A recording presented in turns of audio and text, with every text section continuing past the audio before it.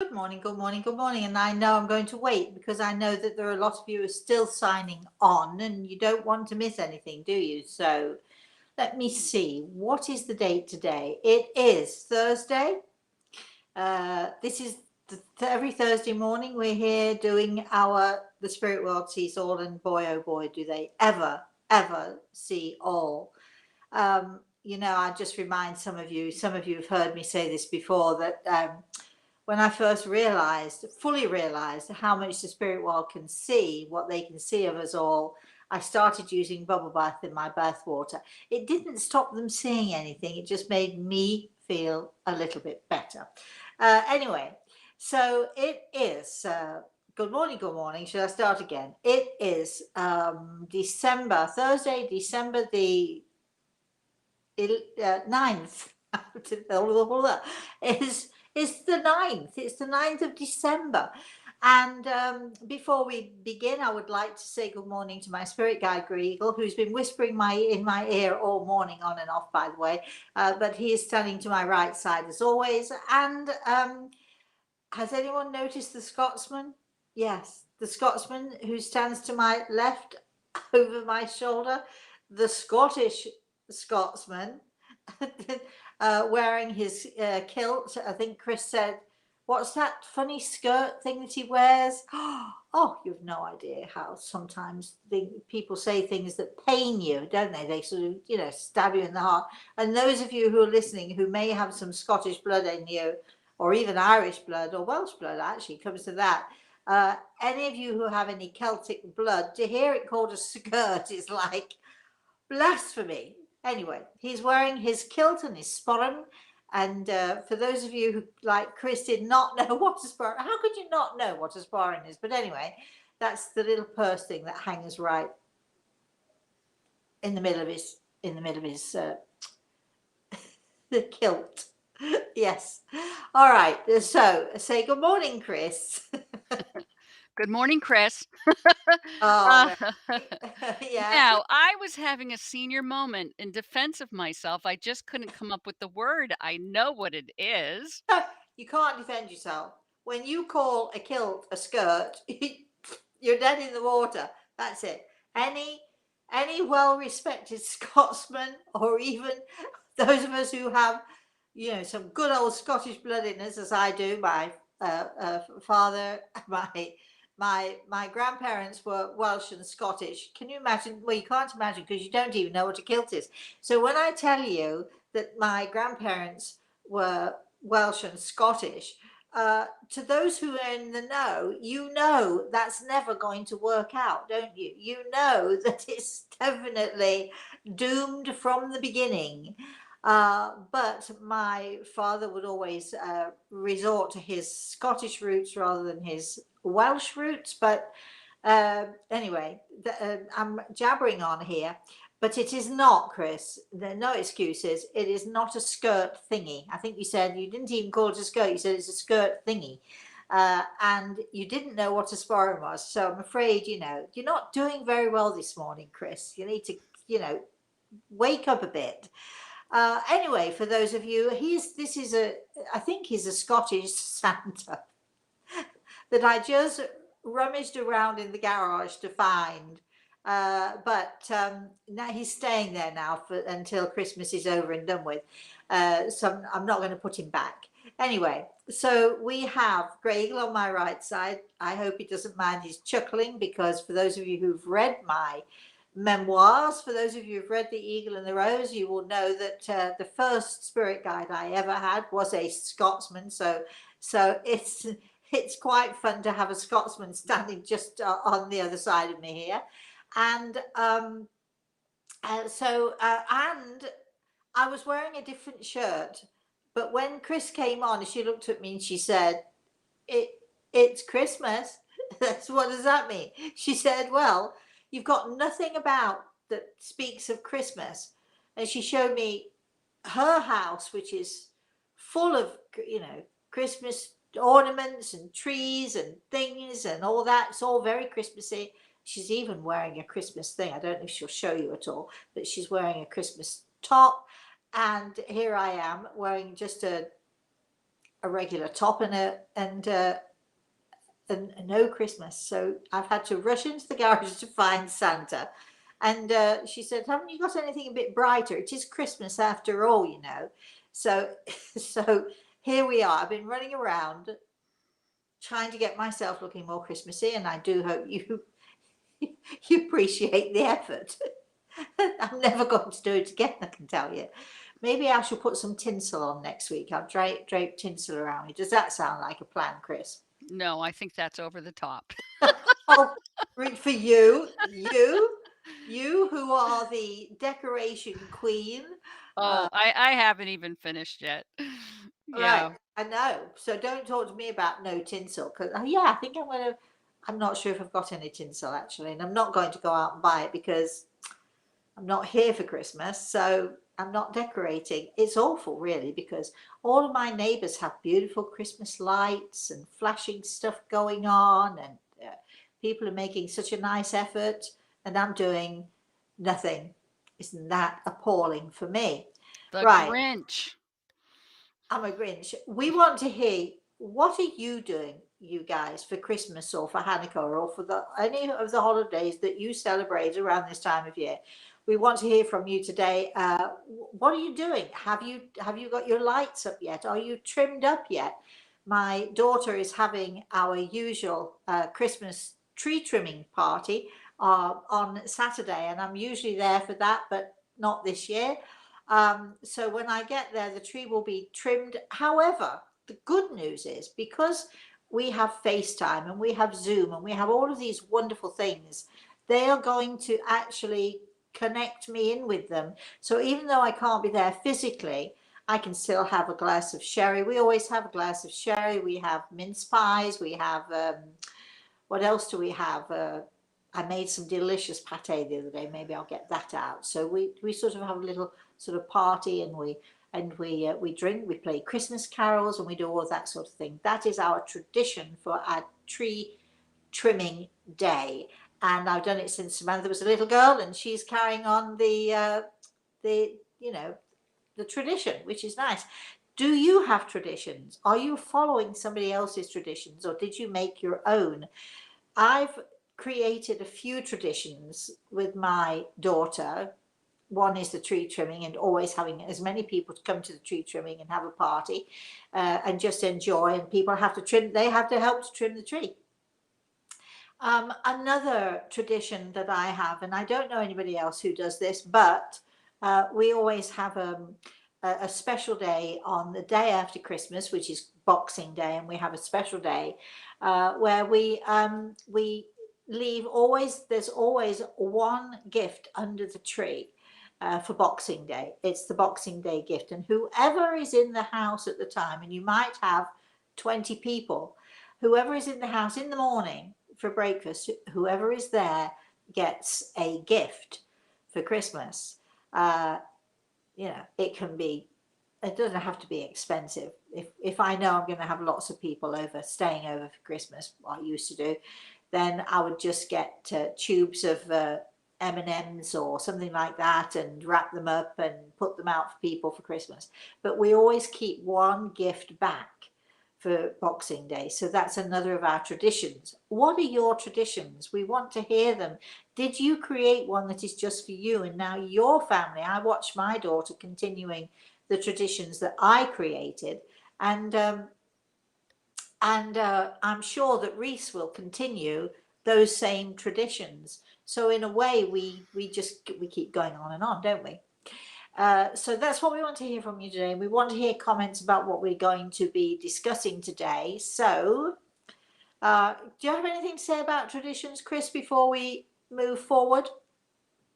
Well, I think traditions can be carried from your youth forward, but then when you mix with a spouse or a partner, you bring in their traditions, and then things change in life, and then you establish new traditions. So they're all valuable as long as they bring you happiness and joy. Well, I think our traditions, I don't think that I have any traditions from my parents from when I was growing up. I'm not sure, except we always put our presents we put many under the tree. We have Santa Claus brings a lot of them, you know. I don't know where he gets his pillowcases from, but he brings a lot of them. And, you know, so, well, we leave them out, don't we? Or my grandson has a special Christmas sack with his name on it, and he leaves it at the end of the bed. And of course, there it is. It lays empty until Santa comes. I'm so excited. Can't wait for this Christmas, because I think it's just a joy having Christmas with your family and so on. But again, many people don't celebrate Christmas. You know, many people grew up without even the slightest knowledge of the Christian religion and the birth of Christ. You know, Reese and I were talking about it the other day, and I said, you do know that Christmas Day is Jesus' birthday. And we were talking about that, and he said, well, do we get Jesus a gift? And we do actually get Jesus a gift, but it's not a monetary gift. It's not a physical gift. We give the gift of love. We give the gift of remembering. We give the gift of sharing. All of those things that we know that Christ would like us to give all year long. But at Christmas time, we're reminded much more of that. So we want to know what your holidays are and what you guys do. So I'm going to stop talking in a moment. And you all are going to be participating. You know what happens if you don't participate? We switch off. Now, I was thinking this morning about Christmas and gifts, and I was thinking about, you know, the program and the subjects that we're going to be talking about, and I was thinking specifically about, you know, the idea of life after death. And most of you who are listening today will know and believe that there is absolutely a life after death. But then that led me to another thought. You know, we talk about death not being the end, it is just the beginning.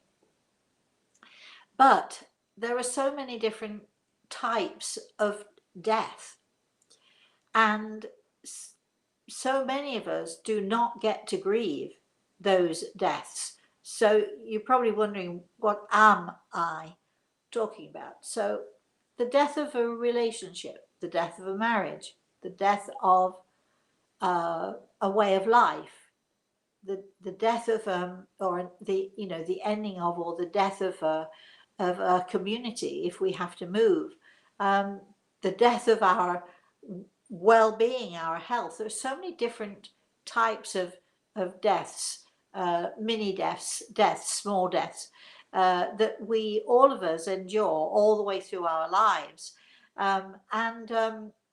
So often we're either not allowed to grieve because society doesn't recognize, certainly doesn't recognize a divorce as a death. They recognize it simply as you know, a breaking up of a marriage. But it is a death of a kind. It is a death of, it can be a death of hope. It can be a death of that light that is in your life. It can be a death of having purpose. So there are many different types of death other than losing or the loss of someone in our lives. I mean, you know, we have to grieve very often silently, because people don't accept or understand that you can be just as grieved, just as it can be just as painful to you to lose your house, your home, your job, your way of life, your spouse, through not necessarily any fault of your own, but these are mini deaths. The person that you have divorced, or the person you've left, is still there. They're not dead. So why are you grieving? You're not grieving for the loss of that person necessarily. You're grieving for the loss of the way of life and all of the hopes and the dreams that you had. So we are, sometime in the new year, we thought that, I was talking to Chris a little bit about this earlier on, and we thought it would be a great to have a webinar which talks about grief and how we can how we need to face grief. And it's all very well saying, well, let's face it, but how do we do that? We thought it would be great to have a webinar where we can educate people into dealing with grief dealing with the loss of someone in our lives, of a physical loss, and also dealing with loss of hope, uh, loss of our house, loss of our way of life. I can remember when I had to leave the home that my daughter was born in, and I had amazing neighbours. I had a wonderful life, and my husband decided that he wanted uh, to move, a new job, new life, etc., somewhere else, and we moved to London. And I remember leaving that house. I remember holding on to the door frame of the house, clinging hold of the door frame, and tears pouring out of my eyes because it was a death for me, an ending of all this amazing stuff that I'd never had before, friends, neighbours, memories, a garden I'd created, a terrace I'd built, um, all of those things, heart and soul put into creating this, not just a house, but creating this home. And it was so painful for me. Now, I do have to tell you that it was probably the best thing that ever happened eventually. But nevertheless, it was a death at the time. It was a death that I was experiencing, and it was extremely painful. And I know that many of you know what I'm talking about, because in different ways we've all had those deaths. And how do we get through them? What do we do? How can we come out of that in a way that is healthy, and in a way that is enlightening? So we're going to be thinking about having a seminar where I can show that, basically enlighten you a little to what you can do and how you can deal with the trials and the tribulations and the traumas and the mini deaths that we all have in our lives, as well, of course, as those bigger deaths, those those physical deaths. So, Chris, how are we doing here? We're doing great. Kate is on. She's saying, I'm quarantined in my bedroom from COVID, so I'm using the time to heal. I haven't been able to even hug my kids, but I'm grateful for parents to care for them. It's so good for perspective. Oh, well, get better soon, my darling. I just, a good friend of mine was quarantined for 2 weeks in his bedroom, and he has a little boy, and he wasn't allowed to see his son or his wife. He had to quarantine from them. So he was telling me just the other day how very, very hard it was for him not to be able to just get up in the morning and, pick his little boy up and give him a hug and give him breakfast and so on. It's so often the way we don't know what we have until we've lost it. We don't value necessarily what we've had until we don't have it anymore. So do feel better. It won't be long now, will it? And you'll have gotten through it. Chris, Betta says, Good morning, lovely Rosemary. good Today morning. is the anniversary of my mother's ascent into heaven. I wanted to blow her a big kiss and know if by any chance she has a message for me. If there isn't, no problem. My darling, better you do try, and I do appreciate you trying. But this morning, no, certainly not yet. Anyway, but you know that she's with you, and I bet I bet she received that kiss. When Reese blows a kiss to me, of course we'd have to do it often on camera, and he blows a kiss, and I say, oh, right in the eye. I say he always gives me a kiss right in the eye. So I'm hoping your mother got your kiss right in the eye.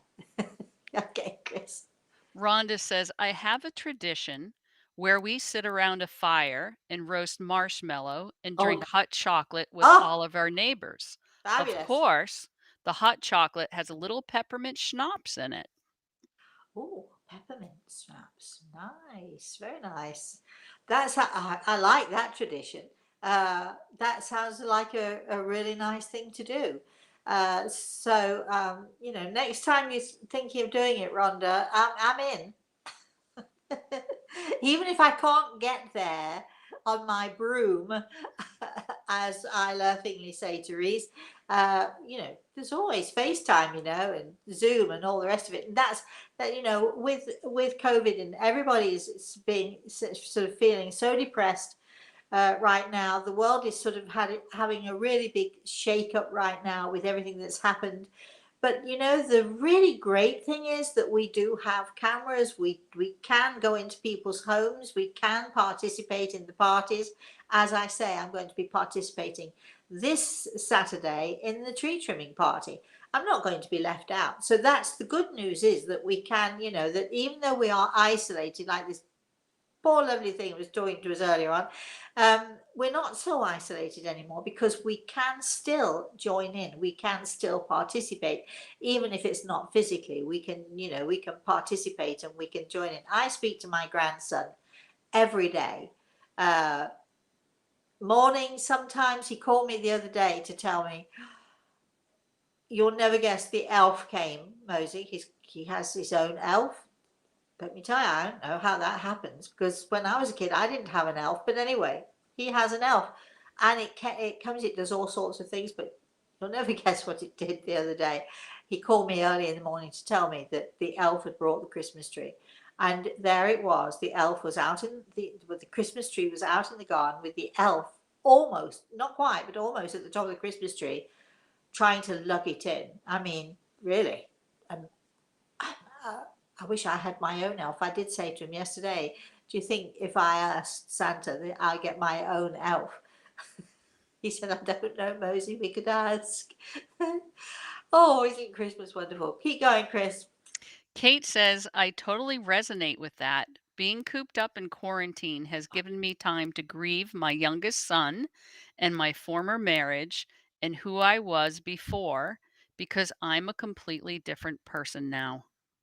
Oh, I'm so pleased that you took that time, and you've obviously used that time, rather than sort of go into the victim mentality of poor me, I'm all by myself, I'm on my own, and so on and so forth. You've actually used the time, as had our first visitor here this morning. You've used that time really wisely, and that had to be very hard for you to do that. But I'm sure that that person that you are now, I'm sure that you like that person, or getting to like that person, and daring to be that person that you never thought you would ever dare to be. So good for you. Good for you. Chris. So Tom is on. He says when we started, it was 2 a.m. in Australia. So he's saying hello. Hi, And Tom. and along with two or three others, Carolyn included, saying, Good morning. Wow, I didn't know you had a Scotsman by your side. Tom wanted to know, Rosemary, are you able to tell the viewers who their spirit guides are? Well, Tom, I thank you for calling us from Australia. Are you about to go to sleep there? Are you wearing down a little bit? But anyway, thank you for joining us. I have a view of spirit guides that most people do not have.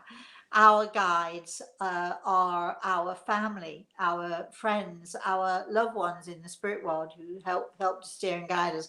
A spirit guide is something entirely different. A spirit guide is someone who works, an entity, an incredibly wise and special entity, who works 100% of the time with someone who works in this field 100% of the time, as I do.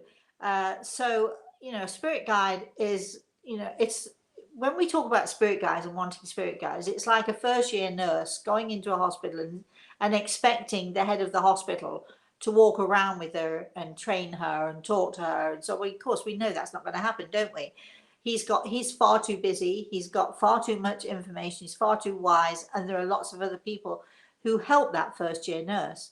A spirit guide is someone who is a very special and a very wise entity, who will only work with people who are working in this field um, on a full-time basis.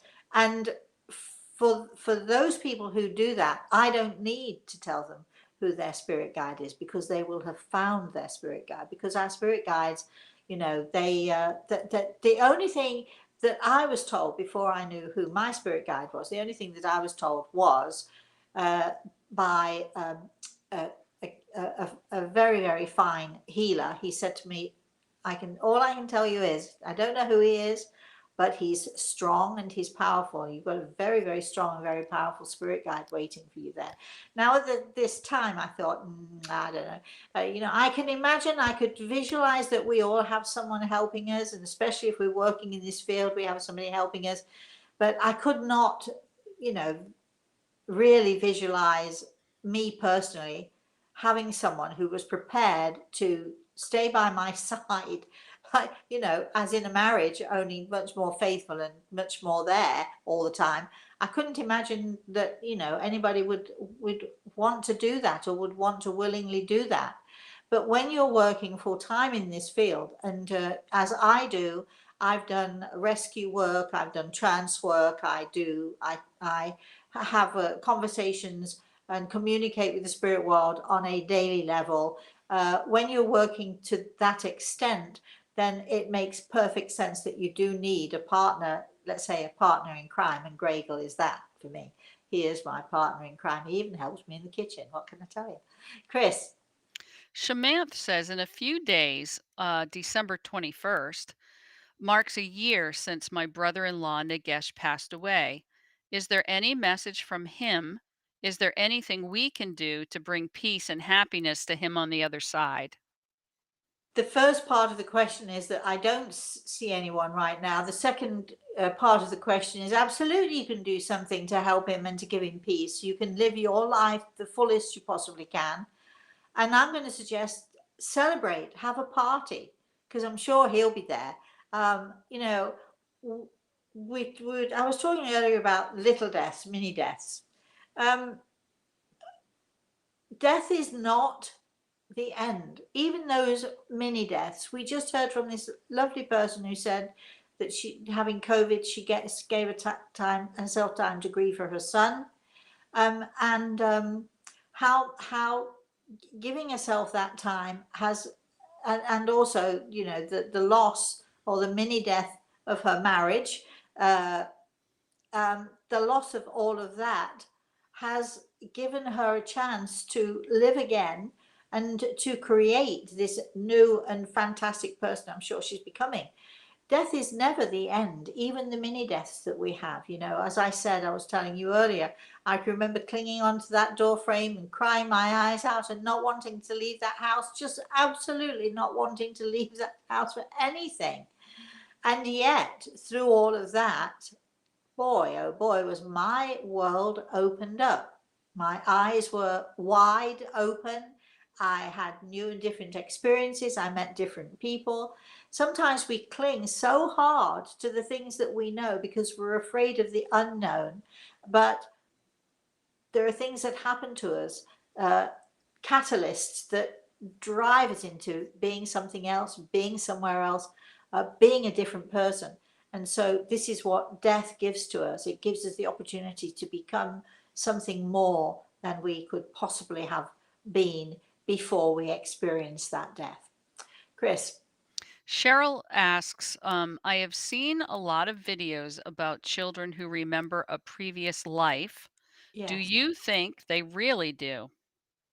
Um, I've seen those same videos too, and I've seen evidence that it's hard to refute it.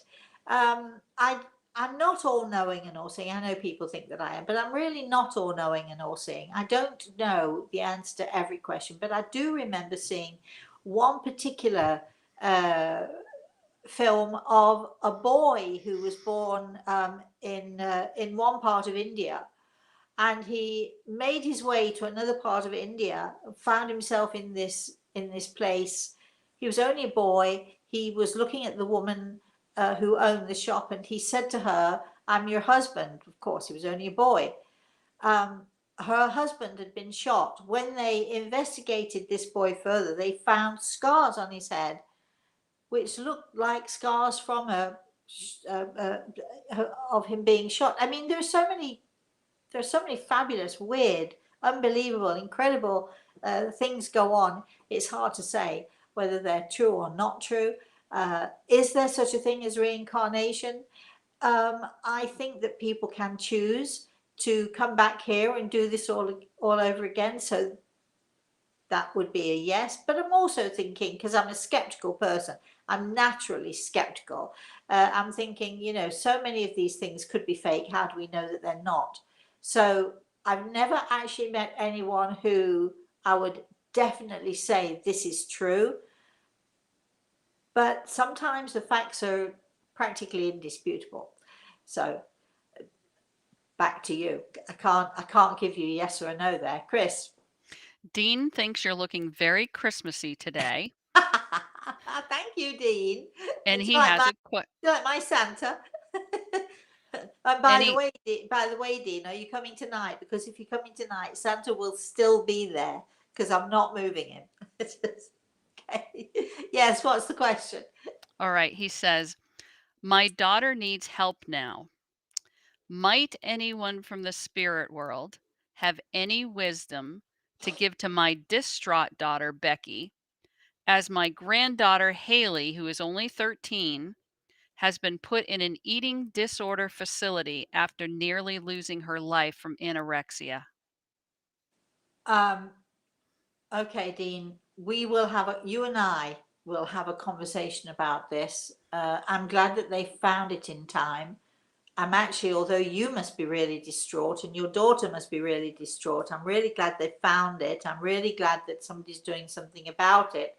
And, you know, you have all the skills to be able to help because you are a healer, Dean. So you have all the skills to be able to help. But we'll talk about it. We'll talk about it more in depth later. Chris. All right. Greg says, "I was watching a show you were on, and you said that the two boys who passed were twin souls. Is it rare for twin souls to incarnate at the same time?" Um, you're using the word rare. Is it rare? Um, I think it's much more common than we think it might be. I wish I knew the show you were talking about because I'd like to have some perspective in who I was talking to and what I was talking about. But I think it's rare, but it's not as rare as we might think it is. I don't know if that helps you any, Chris. Wookie Bear says, "We had a tradition when my kids were little. We would secretly give them each reindeer names so they didn't know whose presents were whose. Oh, Every year, we'd give them a different name to switch it up, and they spent more time trying to guess who was who than what their presents were." okay. How did it work out though? How many times did people get the wrong gifts? Um, interesting. It's very interesting. I'll have to sort of go through that in my mind to figure out how it works. But do you still do it? I want to know. Did anybody carry it on? Did anybody carry on the tradition? Chris. Barb says, "My niece was told by a medium that her mother, who is my sister, likes to shape shift. Is that common? And why would that be? Please share."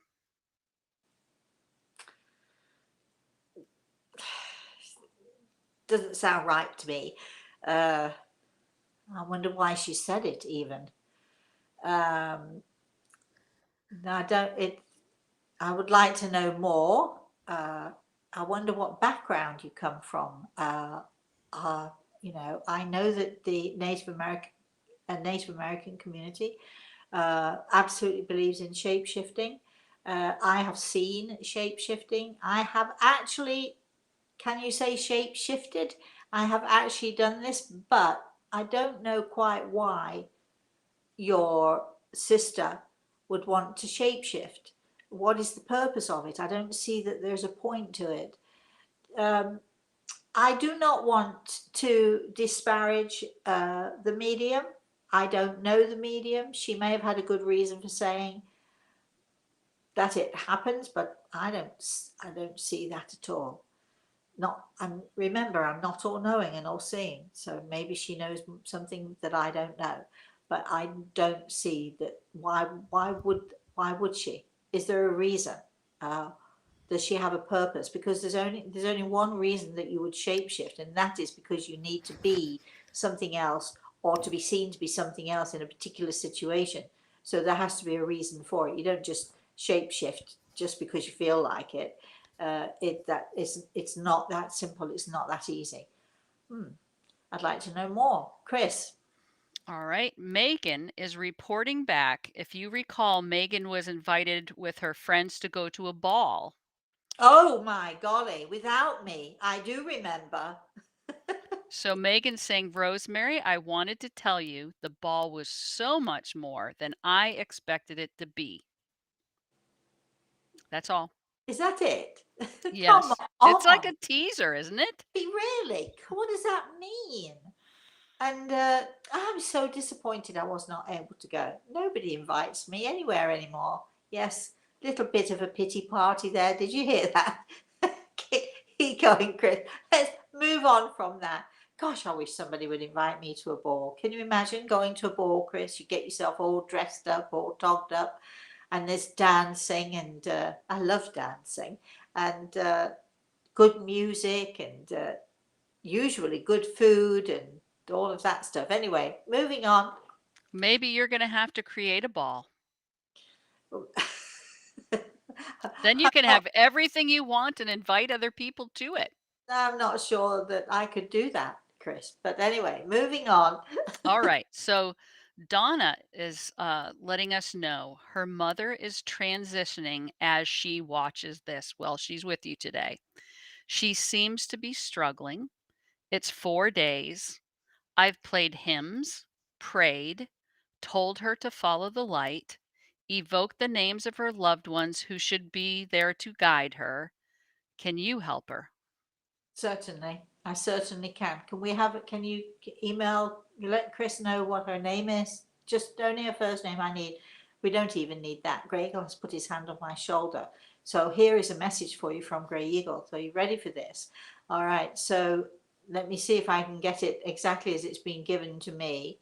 Um, don't push, don't rush. Um, they are around her. Do you mean, what do you mean? Who are they? Family, her angels. She's not quite ready. She'll go when she's ready to go. We mustn't push her. She's just finishing off a few things. Here is what you can do to help her on her way. You simply hold her hand, be there for her. I know that you are. Hold her hand, be there for her, and just say to her from time to time, "It's okay, Mum. You can let go whenever you want," and then leave it to her.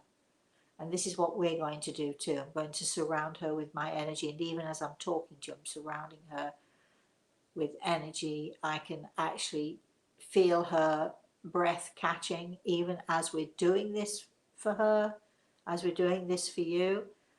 Um,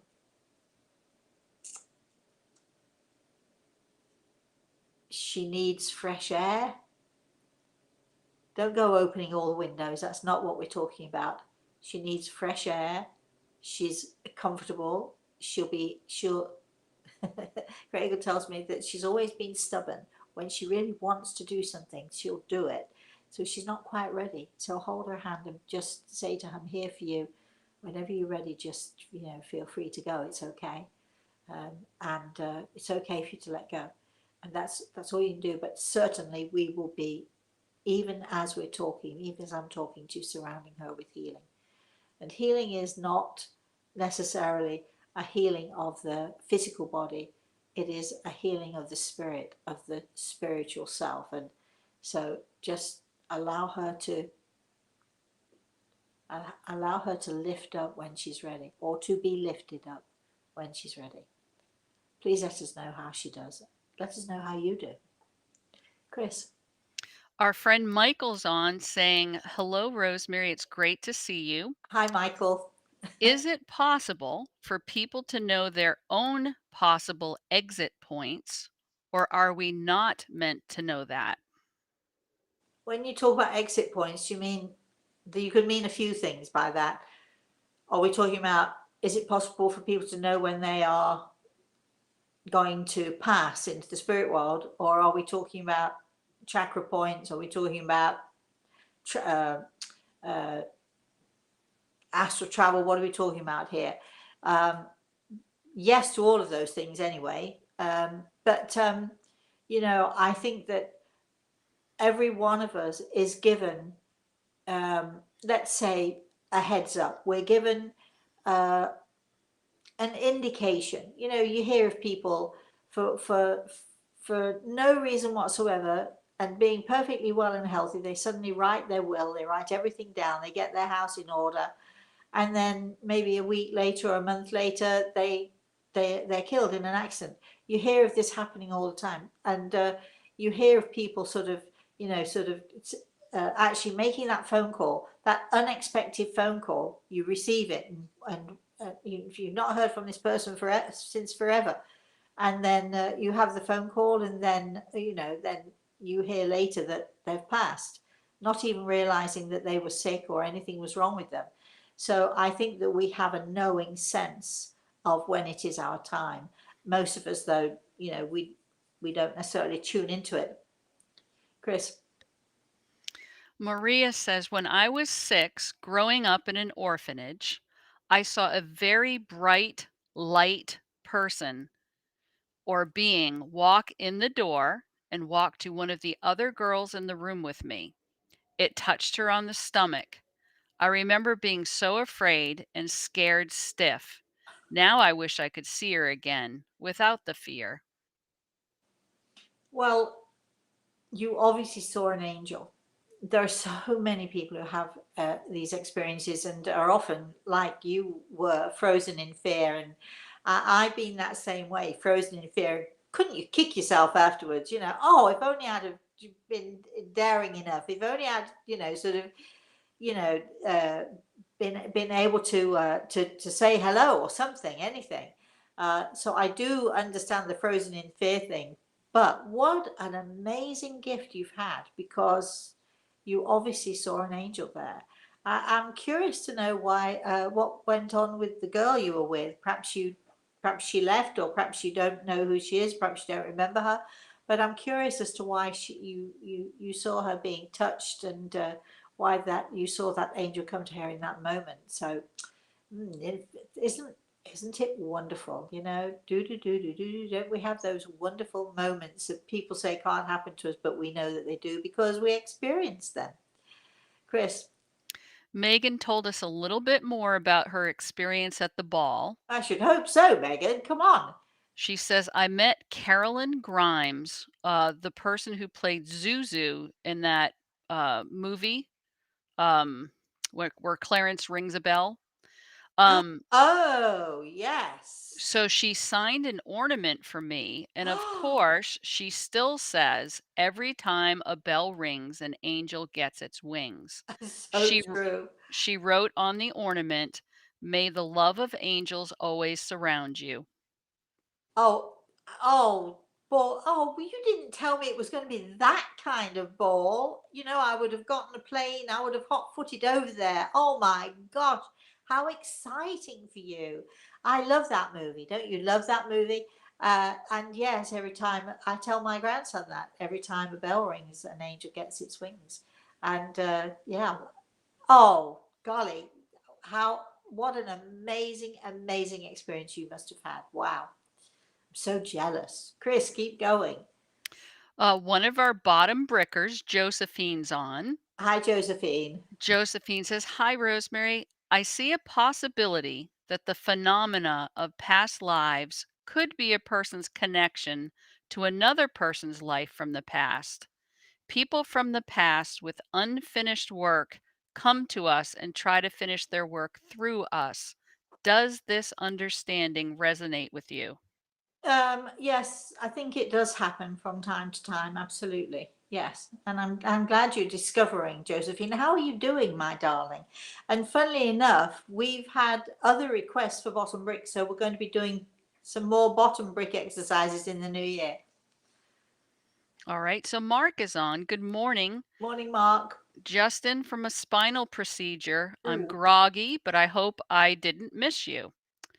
My youngest sister is handling family estate, and youngest brother is just ugly about it and Oh, won't sign. oh. and the state is holding back on probate issues. Does Okay. Gray Eagle see an end to this debacle before the year's end? Okay, Mark. First of all, could we think about you? I would like you to be a little bit more selfish with your own self right now. Forget all that other stuff. It'll sort out the way it's meant to sort out. But we're concerned with you right now. So stop stressing out about the things that you cannot change and wrap yourself in a nice warm blue blanket, please. And make yourself a cup of hot chocolate or something, or even you want whiskey, have whiskey, whatever you want. I want you to feel better about you and let go of all that family stuff because it will still be there when you're feeling better, unfortunately. It is not going to clear up. Don't you hate it when families, there's a will involved or somebody dies and they don't leave anything really clearly that they want doing, or that people argue with each other because, they think they perceive somebody else as getting more than they're getting. It happens. It happens so often. It happens much more than I think we realize. Which is why if anybody is thinking of popping the clogs right now, or you think you're, or even if you're not, in the new year, that could be your New Year's resolution. And do it now. Make sure that you write a will that people know exactly what you want done with your possessions, and there's no arguing or no upsets of any kind. Mark, it will sort itself out because actually, at the end, he'll be pushed into it. He'll have no choice but to sign and to agree. He's just being mean about it. Who knows why he would, let's not even worry about that. Let's worry about you. I'm sending you lots of healing. I'm sending you a blue light and doing all of that stuff for you. Please take care of you. Let go of the other stuff. It'll solve itself. Chris.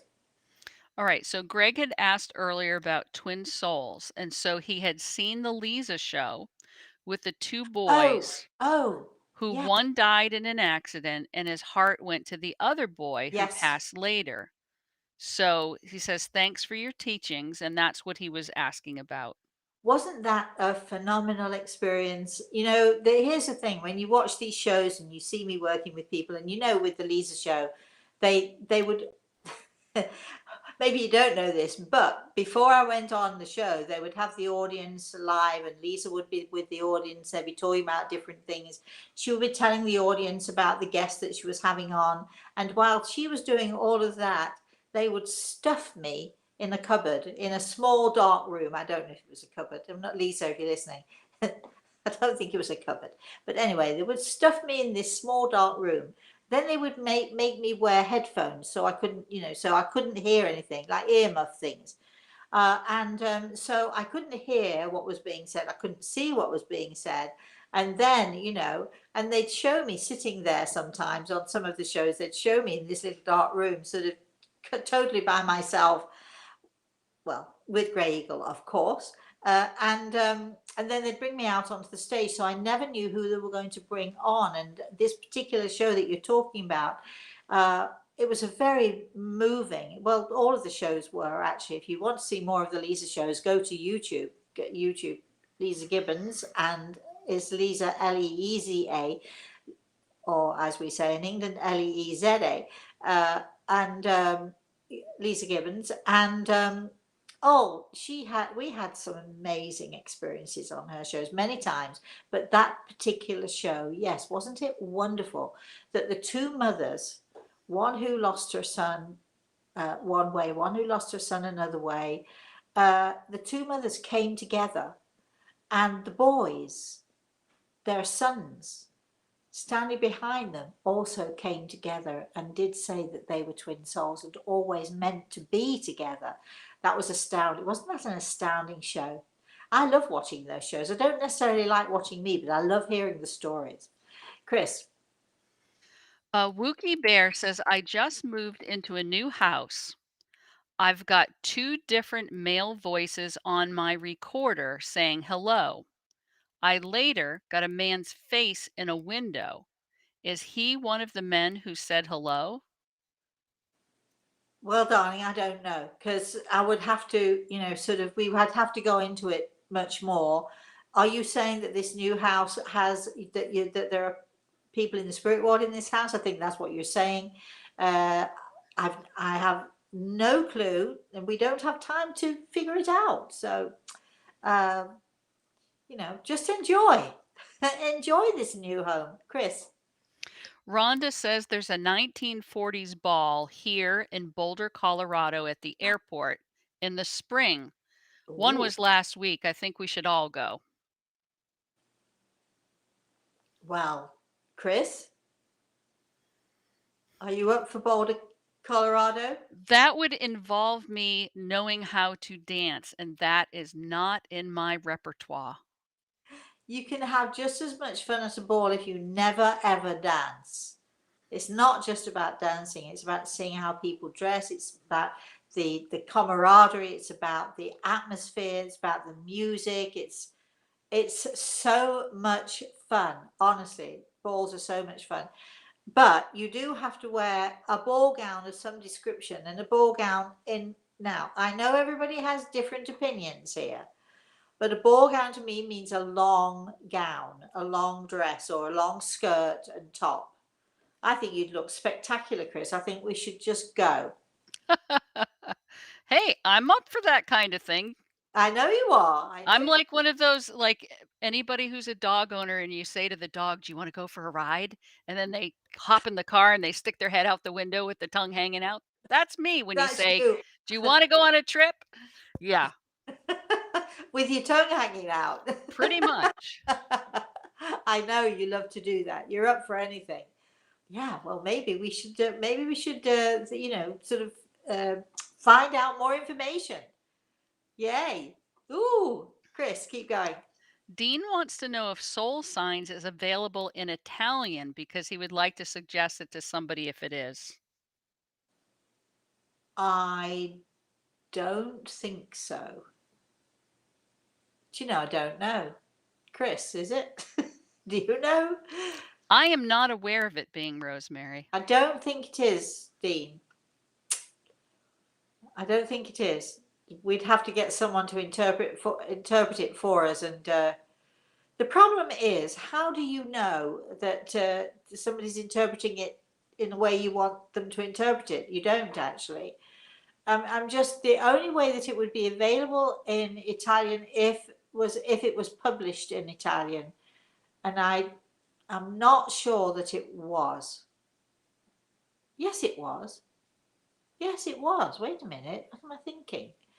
I did a show, the Maurizio Costanza show, where we talked about soul signs. So I don't know. Yeah, I think it was published in Italian. You're going to have to Google it or something, Dean.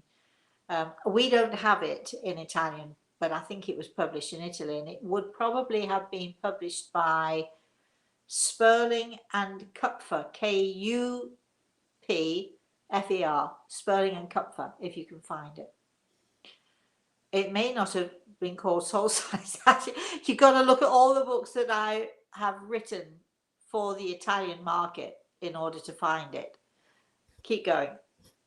Kate says, when my son passed, he was I'm sorry, 2.5, and his heart went to a dying infant in Wisconsin, kidneys to a man my exact age in North Carolina. So he lives in a way.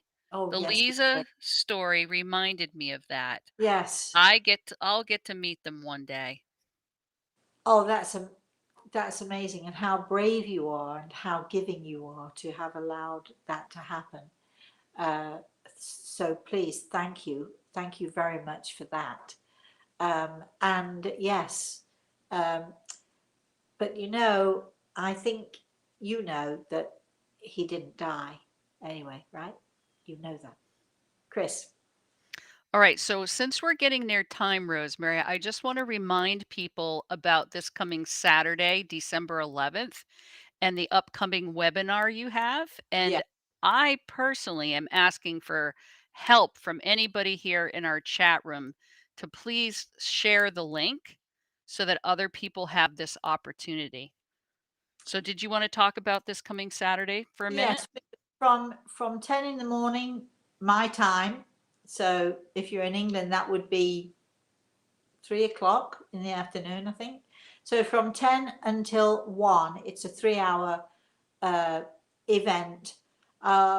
You book your ticket, you come into our chat room, and Grey Eagle and I are going to be sitting for 3 hours, literally talking to the spirit world, giving messages from the spirit world, talking about, you know, the different aspects of the spirit world, but mainly, basically, we're going to be giving out messages. Now it's Christmas, so I'm expecting some Christmas messages to be there. Not that I know, but I'm hoping and I'm expecting some Christmas messages to come through this Saturday as well. So it's going to be exciting. I know we have people thinking, oh, there's no point in me going because I'll never get a chance for a message because there'll be thousands of people there. And in fact, we had somebody say that to us just yesterday. We limit these groups, we limit our webinars, we limit the amount of people who come so that we do give more people the opportunity. We don't have thousands of people at our webinars or our events. We try to limit it to small groups so each person has a really good opportunity of getting a message. So that's what we're doing on Saturday morning. So in fact, there'll be no story time this Saturday. But if you want to know more, if you want a ticket to our event, please go to the website, rosemaryaltea.com, and you'll see where you click on the link for the webinar, and it'll take you right there and it'll show you how to get tickets for that. If you're for any reason struggling or you can't figure it out or you're having a struggle with it, email Chris, Kris, at rosemaryaltea.com and say, help me, I can't get on the webinar. And she will immediately get to it and help you to figure out how to do that. So we're really looking forward to that. So I think that having said that and having had such a great show, and thank you all for your comments, I think we're going to wind it up today. So first of all, I would like to say thank you to all of you. You are wonderful, and I do appreciate you joining us. I'd like to say thank you very much to Chris, because you do such a great job, Chris. Of course, last but no means least, I'd like to say thank you to Grey Eagle for everything that he does also. Let's see, when will I see you again? Well, if you come to the webinar, we'll see you there. We're having a meeting of my students tonight. I'm looking forward to that. I don't know what time it is, Chris, you've not told me yet, but anyway, I'm looking forward to that, and I should be there for that. And what else?